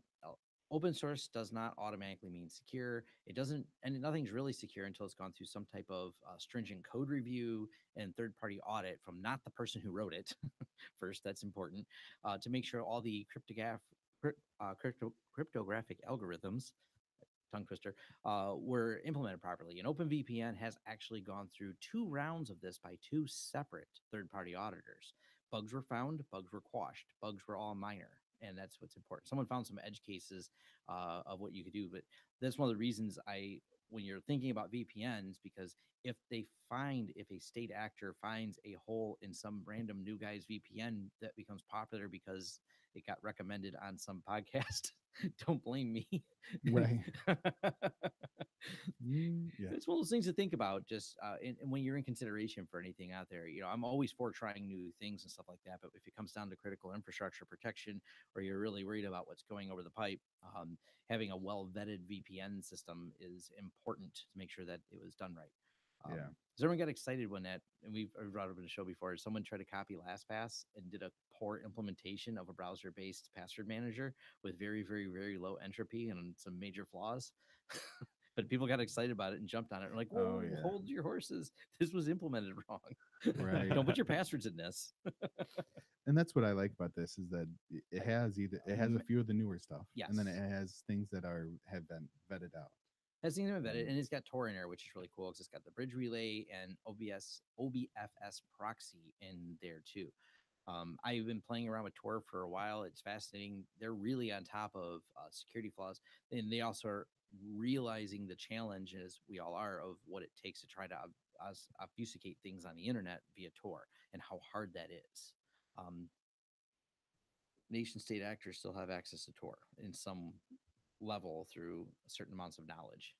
Right. If you have enough endpoints, you can try to figure out where someone came in at. It's just a math problem. If they have 300 connections to Tor, they can figure out your connection. Hmm. Yeah. So the one thing that looks interesting, I think I mentioned it earlier, is WireGuard, and it says it's using leading class uh, cryptography, and it's one of the newer ones out there, and so it looks interesting, and I'm going through and double checking. One That's the word that caught me, was it says leading class. If they would have used military grade, I mean, they would have won the buzzword bingos for Right. my product is secure because we use military grade encryption with leading class implementations. Military grade just means that they found the contractor for the cheapest price. Yeah. Right. But I agree. It's definitely worth looking at. Seems cool. I It- like that OpenVPN is wrapped in S-Tunnel. S-Tunnel is a really sweet project. Yes. Is it? Off topic from VPNs for a moment, I've used it to encrypt traffic between 2 databases located in um, different customer data centers before for a project. Well, I think it's actually very on topic, and the reason why is OpenVPN itself gets blocked with deep packet inspection, as I've learned from people commenting on my YouTube channel, because I talk about OpenVPN and been messaged about this a lot. The deep packet inspection at some of the different countries, they just block it. They just know they don't know what OpenVPN is, and they just turn it off for seeing it. So the only solution is to wrap it in something that looks like HTTPS traffic. That's the only. There is a certain latency cost that's going to come with wrapping it in S-Tunnel. But the other cost is you don't get access to anything the government doesn't want you to have access to. That's because they've blocked external DNS, they block TLS over DNS, they block OpenVPN.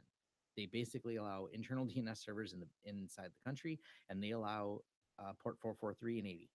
There you go. Mhm. Have at it, guys. Yeah. So yeah, it's definitely something to think about. Right, and that's one thing that maybe we've skimmed over a little bit, is when I said privacy, or or snooping. It's people that are local to where you are, pretty much. I mean, we're in the U.S. We're pretty open to everything. Yeah. But I want to have privacy. Well, if I'm in a coffee shop, I don't want somebody that's sitting over there with their Mac I think they're normal, but they could be hacking. They could be trying to look through my stuff, network traffic, so I can wrap it through a tunnel and go out. So Or DNS redirecting you. They poison they use ARP. They poison the DNS servers they see you connecting to because it's passing through the clear on your network. So yeah, that becomes a DNS hijacking issue. right. So, but then what you need to remember is where the VPN endpoint is, or the server where you're connecting to. The traffic then leaves there, and so it depends if somebody's watching from that point. Yep. you like, so if you're VPNing into your house, then your ISP is still going to be Watching seeing you. you're watching you. Or so if you find somebody, uh, it all depends, where you dump out to. And one problem I found with PIA is that they're known IP address blocks that Yep. PIA uses. Yep. So people are starting to block PIA. A lot of companies, because Right. a lot of people use it for region to get around regions, and things like that. But yeah, PIA, their IP, they become popular. That's all there is to it. Once you Mhm. become a popular VPN, game over. That you get all your net blocks blocked by all the places. They know what you're trying to do, and they just drop in a block for it. Yeah. In my university, I tried to log into our system, and it wouldn't let me log in. It was giving me some like weird like password error. But when I called them, they're like, "Oh, you're coming in from a VPN. You got to turn that off." Yeah. I'm like, "Really?" Mm-hmm.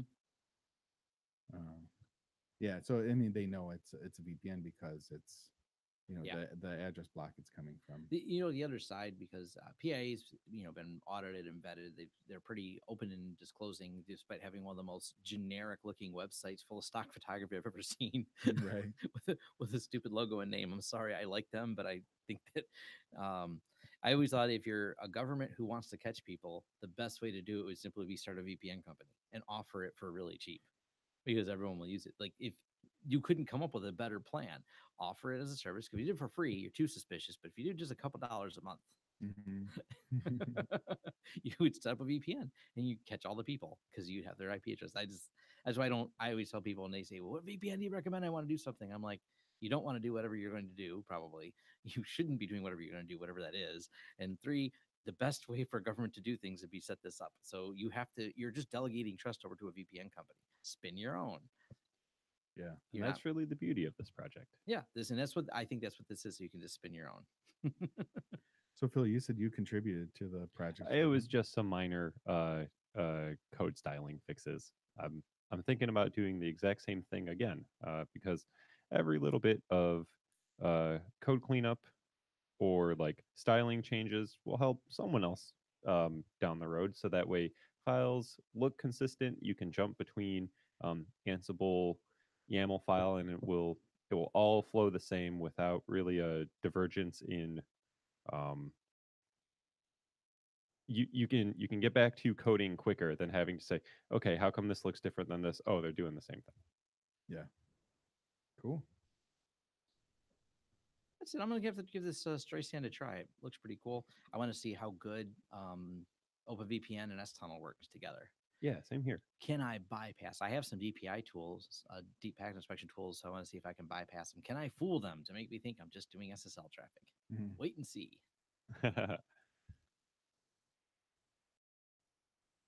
All right. Does Streisand run on a Raspberry Pi? Charlie Brown AUS.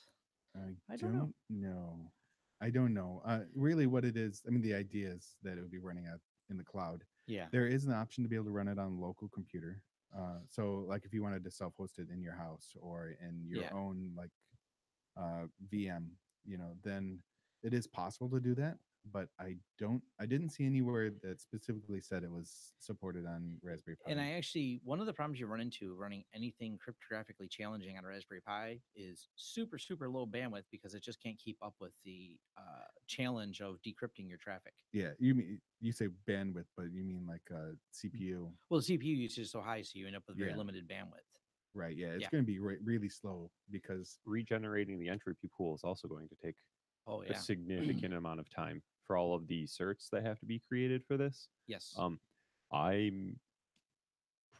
going to doubt it, because there's a bunch of extra tooling that might not exist for ARM just yet. It's good news is, kind of related note, the folks over at PF Sense have contributed a lot back to the BSD ARM. They have on their Netgate devices, they have a line of them that are ARM based, but they have co-processors on them. Yeah, you can have that sticker if you'd like. That's from a box we just opened. But they have a co-processors on them to handle the cryptography. Oh, So nice. that they have solutions for it because it can actually run OpenVPN. It's got about a 90 megasecond on their low end devices, which is not possible on most ARM devices. And it's not because it's a more powerful ARM; they just co-processored it. So Yeah. You know, it's interesting. I was reading something. I was reading about running pfSense on a what are those thin clients, right? Yeah. And some of the older thin clients, you can't even install pfSense on it anymore because pfSense is now requiring that separate crow processor they or require option they're going to force encryption it option. with 2.5. So in a 2.4 branch, you can still load without AESNI, and you'll just take a performance hit. So you need a processor that supports AESNI for the 2.5 branch. They're making it mandatory because of the rewrites they're doing. They said it's going to enhance security if they push everything through the AESNI chip. Apparently, there's some major changes coming to the 2.5 branch. So they want to rewrite the engine, and they're going to rewrite it with a what do you call it, complete reliance on it. And the reason why is actually interesting. Um, they said that the software implementation of AES is not well maintained and just not good and not fast. So they don't want to base on it because they actually have to support two code bases. One that derives things and pushes them to a software emulated AES instruction, or the one built in chip. Now, the nice thing is, it's not just an Intel thing. For those wondering, it's Intel and AMD. I think it's FX chips and newer have it supported. So you're talking about chips that have been around for about 6 or 7 years that have it in there. So there's plenty of used ones and available on the market. But of course, this made the forums explode of, you're going to make me get rid of my old pfSense. And they're like, 2.5's got a release date of probably 2020. And 2.4, I think, has a support end of 2021. Because they even support the 2.3 for those not following along with it. They still support old branches. So Yeah, so you still have 3 or 4 years. yeah, 3 or 4 years. Within 3 or 4 years, you can save up the pennies it takes to buy a 10-year-old processor. Right. Yeah, at the time it will be. I Yeah. think I was looking at one of those. Was it HP makes thin clients that Yeah. are really popular for it?